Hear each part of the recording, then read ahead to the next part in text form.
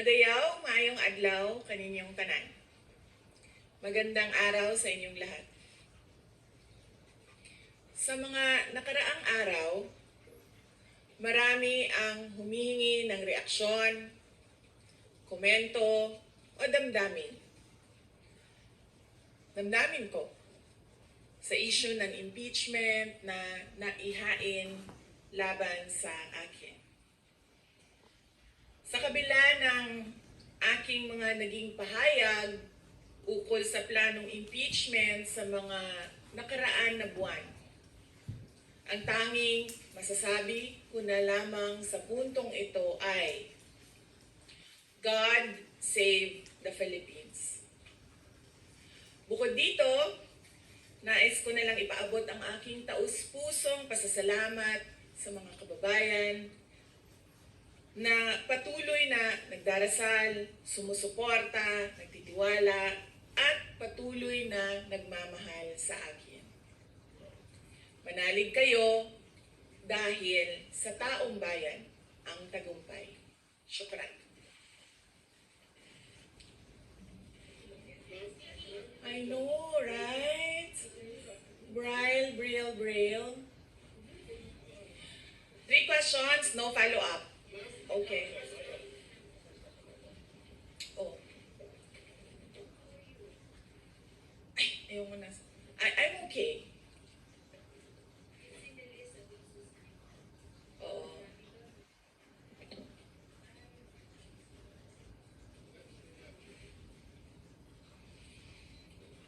Sabi kasi, hindi, ito lang daw basahin ko.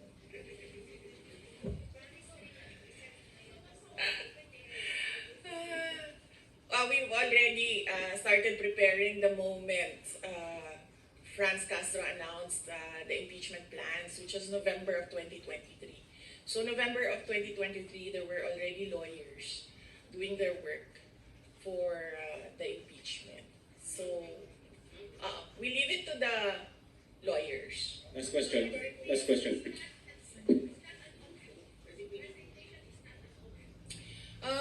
Wala pa tayo doon, ma'am. Na masyado pang malayo yung mga ganyan na mga bagay. Nandun pa lang tayo sa pagbabasa ng actually, ma'am, wala pa tayo doon dahil yung mga abogado lang yung nagtatrabaho. Hindi ko talaga alam kung anong ginagawa nila. But I have a meeting with them. Last question, please.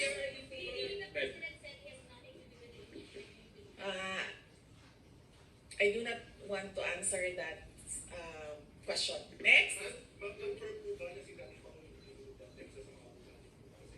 I do not want to answer that question. Yes, ma'am.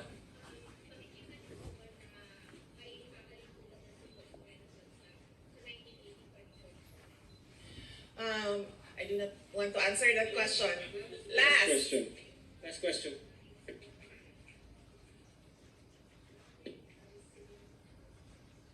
Paniwala ko lang, no, if you have to explain or defend your signature in a yes petition for impeachment, then you feel that you have done something wrong. Kasi kung wala ka namang ginawang mali, bakit may defend yung pirma mo? So yun yung paniwala ko.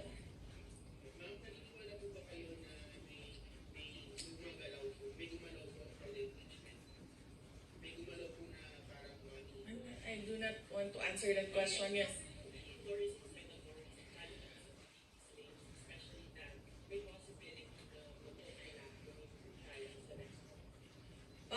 Hindi pa namin napapag-usapan kung ano yung gagawin ko for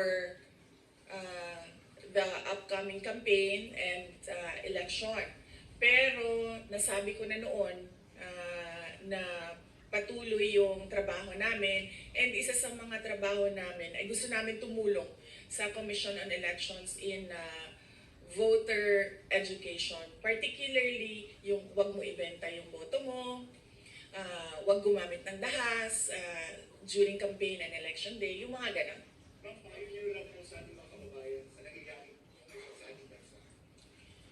Yes, sabi ko nga kanina sa statement ko sa ating mga kababayan na patuloy na sumusuporta, nagmamahal, nagdarasal, napakahalaga nun. ay manalig lang sila dahil sa taong bayan ang tagumpay.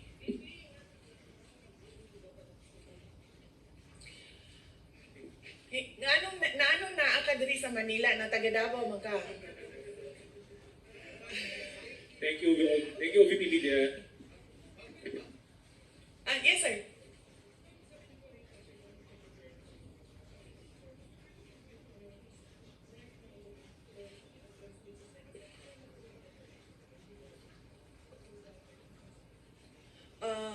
Well, may meeting kami mamayang hapon dahil nag-meeting sila kahapon. Hindi ako sumali, so merong briefing, legal briefing mamaya ang mga lawyers. So I will know more this afternoon. Makikita nyo na yan pagpasok nila ng kanilang entry of appearance. Yes sir. Opo. Kakatapos lang po ng planning conference ng Office of the Vice President. So we did it last Tuesday, Wednesday, and Thursday para po sa 2025 and 2026.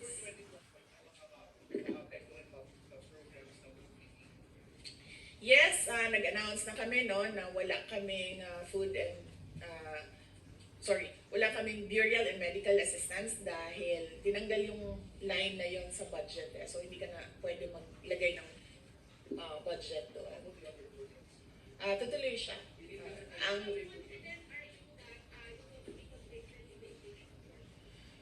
Wala pa tayo. Masyadong pang malayo yan, ma'am. Wala pa tayo. Hindi pa natin inaano yan. Final question. Na-assess ngayon. Final question. Nagtanong ka na ba? Kanina? O sige. Final question, Lance.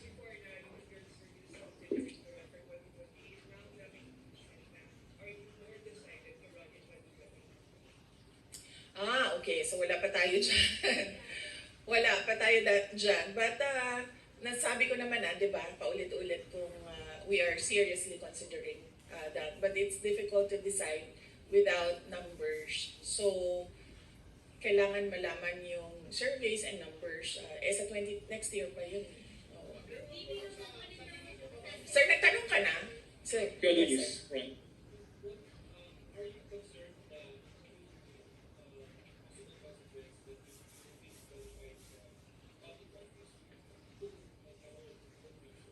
Yes, sir. Oo. Alam ko po yung penalties ng impeachment and the moment na nag-resign ako sa Department of Education, before ako nag-resign sa Department of Education, pinag-isipan ko na lahat yan. Sir.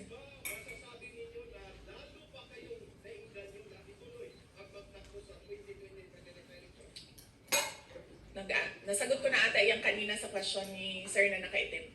Sir.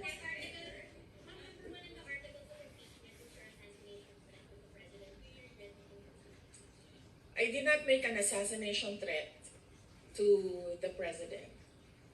Sila lang nagsasabi niyan. Sila lang nagsasabi may assassination. Sila nagsasabi may assassin, may gunman.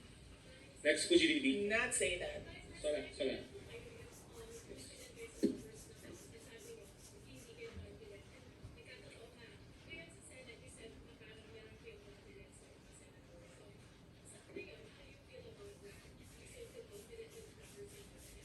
Sandali, Mama. Kailan ko sinabi yung may confidence ako sa numbers sa Senate? Ano exact na sinabi ko? Sorry I cannot remember the exact words that I used.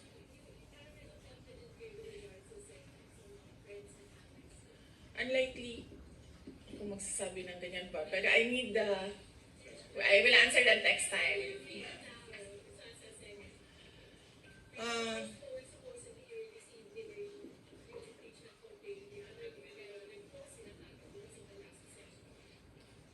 Well, that is their prerogative as a body, no? So, we have to respect the Senate kung ano yung desisyon nila. Dahil sila yung mga nandoon sa loob. We haven't talked. I have not talked to my friends in the Senate. Wala. Last question, please. Bakit?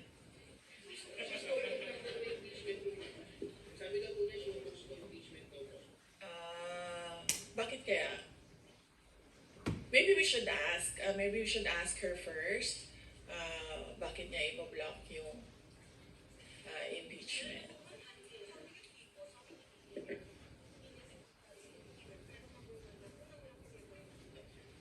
Oo. Kasi sabi, ito lang daw basahin ko. Ang daming nagbabantay sa gilid. Wala pa. But nagpadala ako ng message through sa kanyang assistant and sinabi ko na ano ba sinabi ko? Hindi ko maalala. I think I said everything will be all right. Yan ata ang sinabi ko. His reply was a song. MacArthur's Park. So, nagpadala siya ng video na kumakanta siya. Hindi ko pa nabasa, ma'am, yung complaint. But I understand lahat ng mga complaints na na-file sa House of Representatives, nabasa na ng mga lawyers.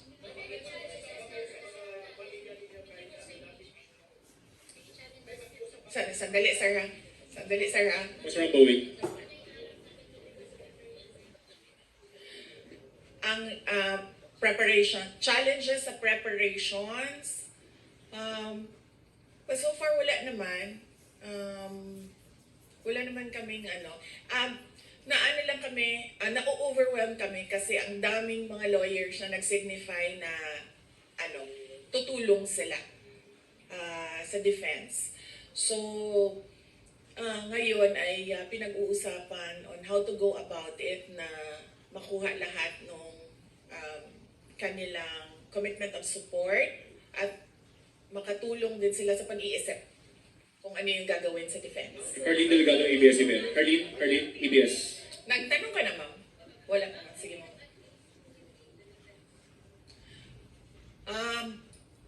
Sabihan ko na lang sila na mag-announce na sila kung gusto na nila mag-announce.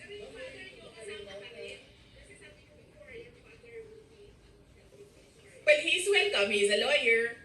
So he is welcome to give his advice, input in the defense.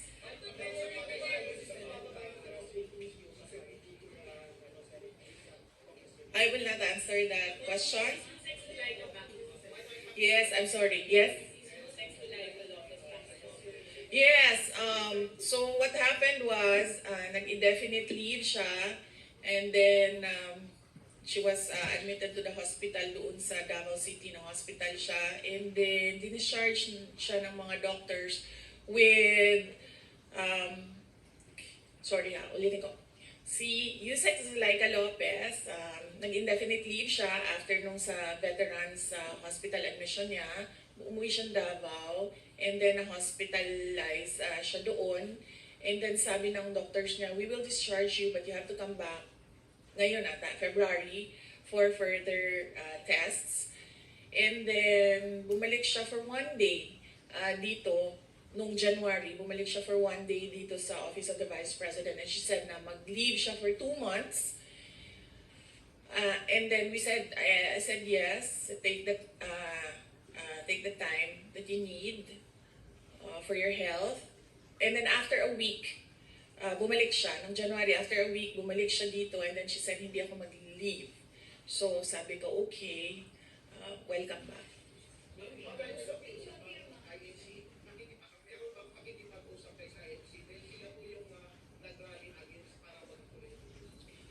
Hindi pa po kami nagkausap ng INC, sir. Pero nagpapasalamat po ako sa INC at sa buong sambayanan sa kanilang pananawagan ng kapayapaan. Nagtanong ka na, sir? Hindi ko masabi yan ngayon, sir. Wala pa kami dyan. Miss Eve. Nagtanong ka na, wala pa. Miss Eve. Um, he will, maybe if he wants to, he can be part of the defense team. But because of his age and because of rigorous preparations in an impeachment case, baka sabihin ko sa kanya na wag na lang siyang mag-leave dahil medyo may edad na si former President Rodrigo Duterte. He's already 80 years old this year.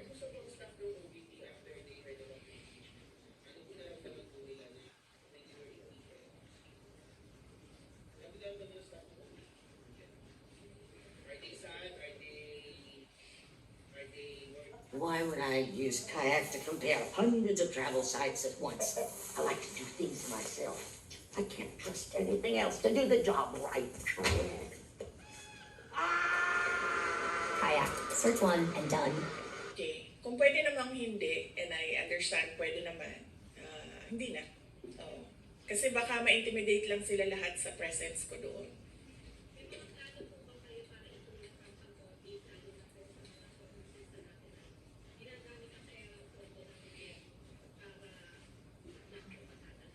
Hindi ko na muna sagutin yung tanong na yan ngayon, ma'am. Doon muna tayo sa God Save the Philippines. Mika, Reuters.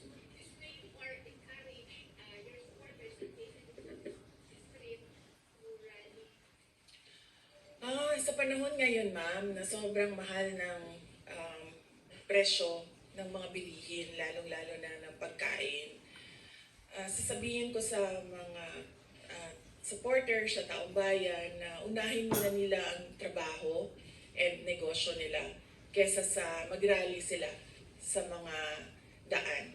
Dahil marami o lahat tayo breadwinners. So merong mga bata or merong mga kapamilya na nagdidepende sa atin. At tayo naman ang social media capital ng buong mundo. Kung gusto talaga nilang magsalita at tumulong, doon na lang sila sa social media kung saan nakakatrabaho pa rin sila. Pero nagagawa nila kung ano yung nararamdaman nila na gusto nilang gawin. At yun ay magsalita at marinig sila ng taong bayan at ng mundo. Mika Flores, Reuters.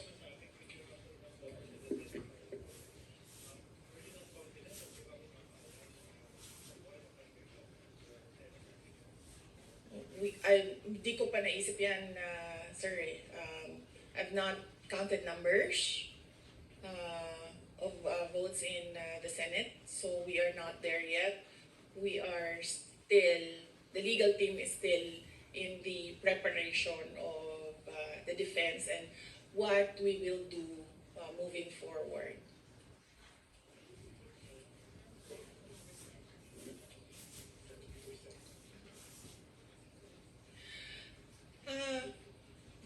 Do I feel betrayed? Actually, ma'am, wala akong feelings. Wala akong feelings about it. Kasi, kung napapansin nyo, wala naman kasi talaga akong barkada na politiko. I don't join their circles. But we are friends, yes. But kung ninong at ninang lang ng mga anak, walang ninong at ninang na politiko ang mga anak ko. Maliban kay Stonefish, dahil nandoon si former President Erap Estrada. So, I don't move in the circle of politicians. Kaibigan, yes. But to say that meron akong close relationship, personal relationship with them, wala naman. Kaya siguro ganyan din siguro kadali sa kanila ang magdesisyon about the impeachment. Kasi wala naman talagang something that is worthwhile sa aming pagiging magkaibigan. Last question, Jason.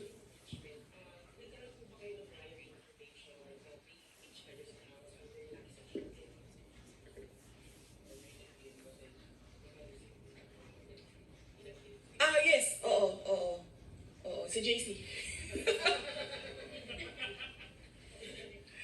Si JC. Hindi siya natulog. Sabi ko sa kanya, matulog na ng JC kasi ang mangyayari ay mangyayari. Kaya sera-sera. Diba?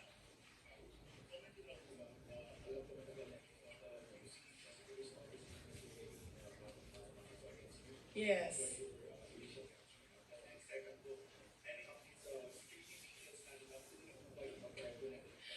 Hindi ko na sasagutin yan ha. Dun lang tayo sa God Save the Philippines. Okay. Ma'am, you said God save the Philippines. Gaano na po palala ang problema ng Pilipinas ever since na nagkaroon ng issue sa impeachment na ito? Parang nakita yung province of Philippines ngayon, tapos nila pinulay yung impeachment. Gaano kalala ang Pilipinas na pag-iwanan na tayo ng panahon at ng ating mga kapitbahay dito sa region at napag-iwanan na tayo ng mundo. Malala siya since nagkaroon ako ng understanding. Kasi 1990s, tapos 1990s, magulo. Well, sa amin, magulo, sa Mindanao. With PatriotSoftware.com, accounting and payroll, keep Nagbago. So, malala. Sobrang malala.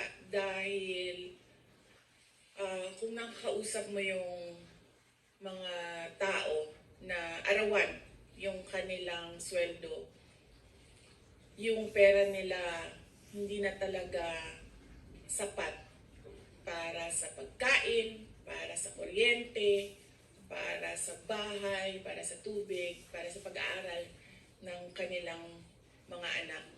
At kung basehan natin yung pag-alis ng mga Pilipino sa sarili nilang bansa ay sobrang malala dahil sobrang dami ng ating mga kababayan ang pumupunta, nakikipagsapalaran sa ibang bansa dahil wala silang makita na pag-asa, wala silang makita na oportunidad dito sa ating bayan.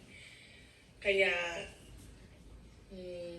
parang nakakaawa na tayo dito sa loob at nakakahiya yung estado natin kapag iniligay mo siya in a global stage na kung saan pinapanood tayo ng ibang mga lahi at ibang mga bansa. And because of that, tapos na tayo. Diba? Maraming salamat sa oras ninyo. Magandang umaga. Yes, happy Val. Basing on the palakpak ng mga kasamahan ko sa Office of the Vice President, okay naman sila.